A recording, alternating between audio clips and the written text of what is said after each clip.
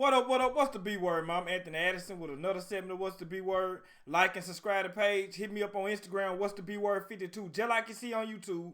Hit me up on Facebook, What's the B word. And hit me up on Twitter, B word 52. And y'all already know what's going on with me, baby. Baltimore Raven fan, Raven Nation stand up. Flock, let's get it. And if you're not a Raven fan, you might be a fan of whoever. You might be a fan of the Bengals, Steelers. You might be a fan of the Patriots. You might be a fan of whoever. Hit the like button anyway. Hit that subscribe button anyway, because we talk football, period, baby. But anyway, reason why we're here today, we're here to keep on talking about the Ravens draft. How did the Ravens draft go?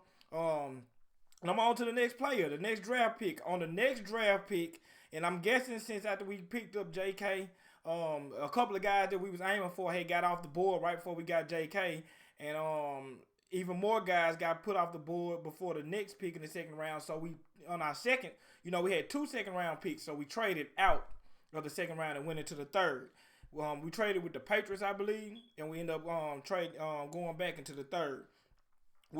And in the third round, with the 71st pick, we picked up Justin Madubuike from Texas A&M, defensive tackle. And how I feel about that pick, I really, really like that pick. A lot of y'all gotta put some things in perspective. Even though Calais Campbell is still playing at a high level, even though Wolf is pretty good, but he's been dealing with injuries. Wolf got a 1-year deal. Pecco is gone. I think we still got Jelly out there, but you know what I'm saying. We got to get young at that D-line. We got to eventually find these guys replacement. And, Brandon Williams is not that young either. So, we gotta try to find those replacements early and go ahead and find it. Plus, we had to beef up that line some more. Even though we beefed it up some more with Wolf and Campbell, I'm sure as the GM of the Baltimore Ravens, coach of the Baltimore Ravens, that game against the Tennessee Titans where we just got bullied around, left a bad taste in their mouth. And Eric DeCosta, when he first became the GM, really, really stressed on how he wanted the Baltimore Ravens to be bullies again. We used to be bullies, like, all the time. So, he want that brand of football back. I want that brand of football back because it ain't nothing like being the bullies because, like everybody, like Earl Thomas said, everybody tough till they get punched in the mouth. So, we want to be the biggest bullies. So, we be punching everybody in the mouth. About Madubuike, first of all, what I get out of this dude right here is he's athletic. He's a big guy, but he is athletic out this world. I mean, like I looked at he's 6'3", 293 pounds. But I want to say I seen that he ran a 4.8 in a 40. If I'm wrong, correct me if I'm wrong, but I think I seen that he ran a 4.8 in a 40. And when you look at his past history, he was a multi-sport athlete. He played basketball and he ran track. He did the shot put in the disc in track, but it was it's documented that this man ran the 100-meter dash also. Not saying that he was one of the fastest people just on in the state or nothing like that, but for a D lineman, cause I'm sure he played D line or something like that in high school, to be running the 100-meter dash, like a lot of times that's not heard of. About the only person I can remember, and I know him personally, I remember Fletcher Cox was running 200-meter and 100-meter dash in high school.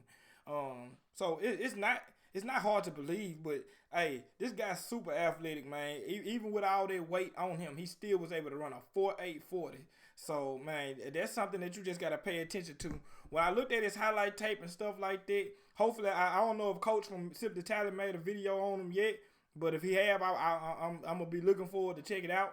One thing that I noticed about this guy is he wins one-on-one battles, and that's something that we need on our defensive line. Another thing is he's a pretty doggone good interior rusher. For Texas A&M this past season, he led the team in sacks and tackles for loss. Yeah, and tackles for loss. He led the team in it, and he was voted team MVP of Texas A&M his sophomore and junior year. So this is not a slouch that we picked up in the third round. This is really a steal.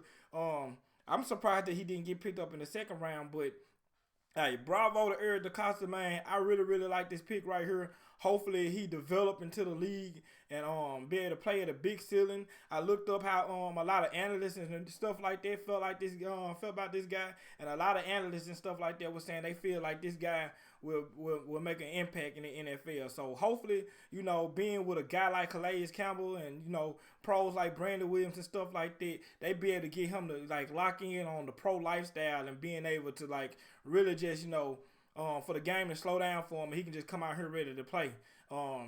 Especially most likely due to the fact that we got established veterans that he's gonna be rotating in if he do get on the field and stuff like that. But I'm just excited about this guy, man. Like I said, I seen him win one-on-one battles a lot, man. One-on-one battles a lot. He was beating the dude. And another thing I seen on this highlight, man, is if he do get beat, he don't stop. He don't stop. That big boy keep rolling. He keep rolling. He keep coming. He don't stop. He get beat on. If a lineman got him blocked, he don't just be like, oh, I'm blocked, I'll try next play. No, he keep that motor going, man. It was some of those sacks on this highlight tape, if you go back and look, where he was blocked and the lineman had a good block on him, but he kept on rolling, man, and he ended up, getting a sack behind him, man. So that tells me that he don't give up, and hopefully it's showing that he's a hard worker, man.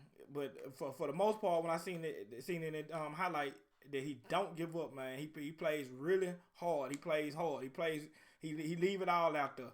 And from any type of player, man, that's just what you want from him. Even if he's not that great or if he is great, you just want him to be able to play, give it his all, leave it all out on the field, man. So from what I seen, I like the guy. I really, really like the guy. I just hope he really, really just be able to help our pass rush that much more. We wasn't able to get like the edge rushers that we really wanted, but hey, if you can't if you can't draft the edge rushers that you want and stuff like that, then get some interior pass rush. You know what I'm saying? Most of these guys are pocket quarterbacks anyway. They not outrunning nobody from the outside, from the inside out. So push up that middle. He'll hopefully this interior pass rush and stuff like that to get these guys to do done and give them the balls and give them to the guys on the outside. But it is what it is, man. Third round pick, Justin Madubuike. I mean, I've been practicing that man's name, so I'm probably gonna be butchering his name all season. But shout out to Eric DeCosta, shout out to Hobbrawl and stuff like that. That was a good pick. Especially seeing how it's a possibility that some guys that we wanted got off the board right before we picked them. So shout out to DeCosta, man. Overall in this draft, I think he did a good job. But I'm gonna go over to the next player on the next video.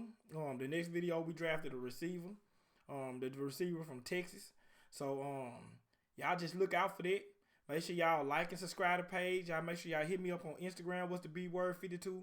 Facebook, what's the B word. Hit me up on Twitter, B word 52.